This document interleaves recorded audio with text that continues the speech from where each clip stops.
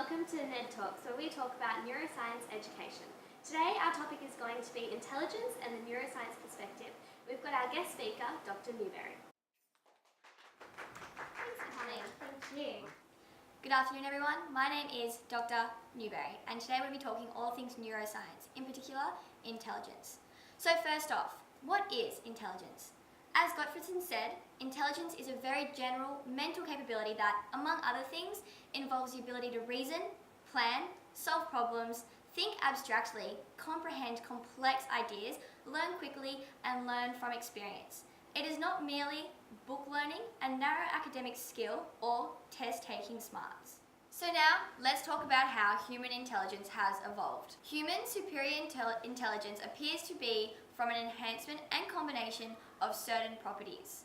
It is thought to have come from learning environmental demands which are crucial for survival, in other words, survival of the fittest, or in this case, the most intelligent. In a study of primates, it is believed that intelligence developed due to selective pressures on food finding, food processing, and an importance of social skills. In neurological terms, the degree of cortical folding and connectivity seems to be particularly important in creating the intelligence separation between species. This allows for smaller and faster brains. However, it has been thought that there is a physical limit on continued brain processing power and evolution. It is said that a brain size 2 to 3 times that of a modern man would reach its maximum processing capacity. Any growth beyond this becomes less efficient and limits any improvement in cognitive power. An alternate theory to intelligence adaptation is the Machiavellian intelligence, or social brain theory. This proposes that human intelligence has evolved due to intense social competition where primates developed Machiavellian-style strategies to gain higher social and reproductive success. This claims that opposed to intelligence evolution stemming from non-social environmental problems, such as finding food, it comes from adapting to the complexities of their social lives. The development is proposed to come from the consequence of living in permanent social groups, where competition for scarce resources increases pressure to evolve and establish an ability to essentially outwit others. Who comes to mind when you think of intelligence? Einstein. Exactly right. In fact, in 1985, after Albert Einstein passed away, an American scientist by the name of Marion Diamond studied his brain. They did not find more neurons in the average human brain as they had assumed, which would explain Einstein's extraordinary intelligence. They did, however, find that he had much more astrocytes in the left inferior parietal area of the brain. Astrocytes are a type of glial cell.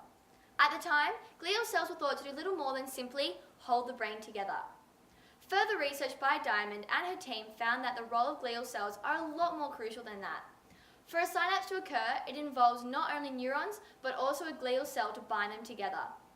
Not only do astrocytes contribute to synaptic plasticity, but they themselves are capable of growing and changing, resulting in them being a contributor to millions of synapses throughout the brain. So regarding artificial intelligence, there has been experimentation with artificial astrocytes. A study by researchers from University A Coruña in Spain found that once a neuron had reached its maximum activity, an astrocyte was activated which increased the neuron's connection with other adjacent neurons by 25%. This could indicate how astrocytes work in real human beings. A question many people ask is, can astrocytes be increased to boost intelligence? Research by Diamond found that if mice are placed in a heavily stimulated and enriched environment involving constant challenges and new experiences, it increases astrocytes in the brain. This changes the anatomy of their brain. Further studies have also proven that in humans, maintaining consistent, recurring novelty will improve cognitive performance.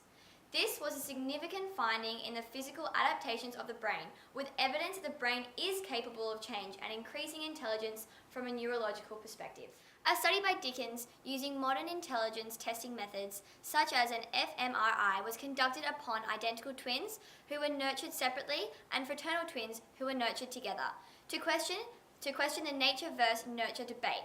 This test showed that when the identical twins were performing simple math equations, their dorsolateral prefrontal cortex and temporal lobe lit up with near exact hemoglobin levels, while contrastingly, in the fraternal twins performing the same equations, no evident correlation between their ability was established.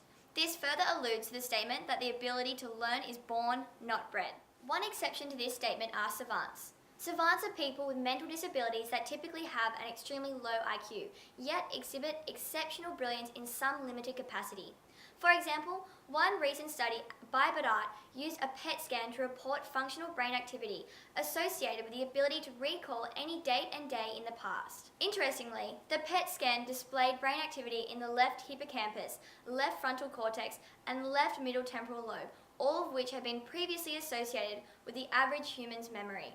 However, activation in the brain continued bilaterally within savants, where brain areas associated with episodic memory, including the right medial frontal lobe and parahippocampal, also activated, therefore not only creating an enhanced short-term memory retention, but also caused an extremely long-term mathematical memory capacity.